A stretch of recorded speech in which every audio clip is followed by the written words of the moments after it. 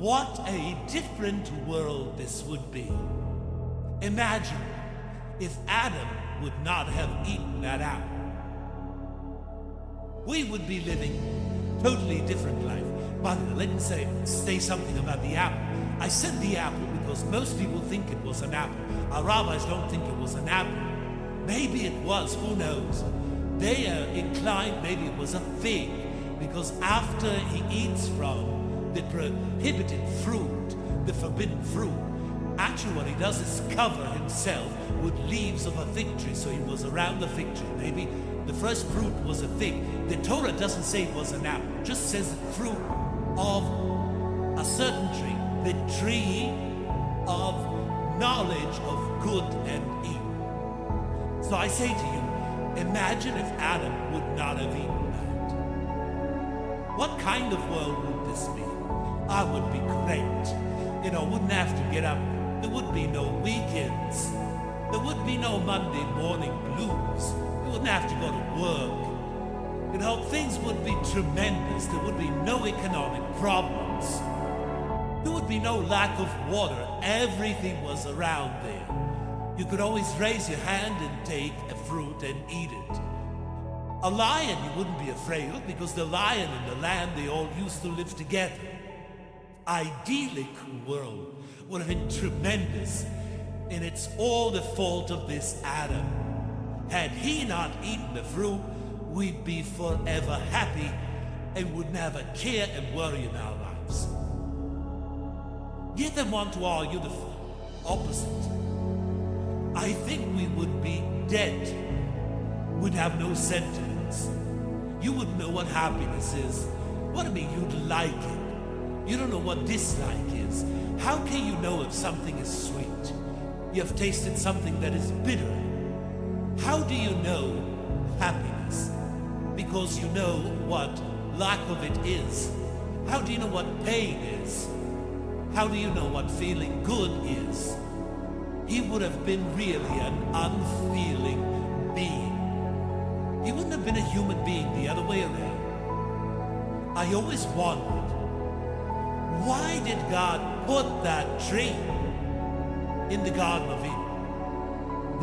The tree of knowledge of good and evil, if he didn't want Adam to eat it. Don't put it there.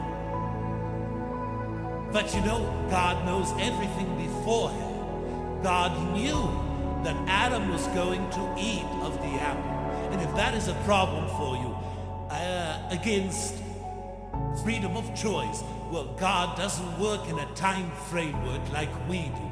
God sees time all at once, past, present, future, everything is at once. You know, Einstein taught us that time is not really absolute. It belongs to the universe. God is beyond the universe. God is not bound by the idea of time. So why did God do it there? Why did he place it there? Maybe he wanted Adam to eat it. Why should Adam have eaten of the prohibited fruit? Can a fruit give you the ability of telling the difference between good and bad? That belongs really to magic, to illusions. That's a different world. That is not the world of the Bible. The world of the Bible is about emotions, about truth, not about fiction, about things that suddenly are not. You know what the greatest miracle is? The greatest miracle is that the sun rises every day. When Joshua said that the sun should stay in one place and the moon should stay in another place, that was a fault in nature, the other way around. Our rabbis even say that the last moment of creation, God created many of the things that we think are miracles. The donkey that spoke for Balaam was created on the sixth day, because a donkey is not supposed to speak. That was unnatural, against nature. The greatest miracle is that nature functions. The Bible is not a book of magic. Can eating a fruit suddenly give you knowledge? Is that a magic potion? What are we talking about? You know what I think? It's the fact that man disobeyed God. That is the reason that he learned what good and bad is. Because before he disobeyed, he did not know that he had the possibility of choosing. Good and bad means that you can choose. You can elect to do something and do something else, now that you are predestined, predetermined to do something. I think that really when God told man that with the sweat of his brow he's going to eat from now on, the earth will be difficult. That was a blessing really for Adam, because now he'd need ingenuity. How is he going to provide for water when there is no water?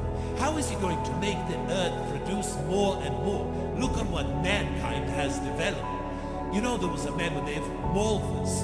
He thought that if we continue having more and more children, eventually there won't be enough food in the world. But that isn't so.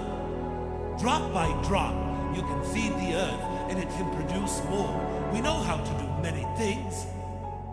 Why is a mother so devoted to her child? Because childbirth is very difficult. To give birth to a new idea is very difficult. To give birth to a new human being is also very difficult. What sacrifices isn't a mother capable of doing for her infant? Those kids that inherit fortunes, some of them do well, but many of them don't know what to do with it. They never worked a day in their life. They don't know what it is to make a living. And on the contrary, the great fortunes that they inherit spoil their lives, and they no longer appreciate what they have. I think it's the people that take loans in order to finish their studies that appreciate that they have studied, they're better students.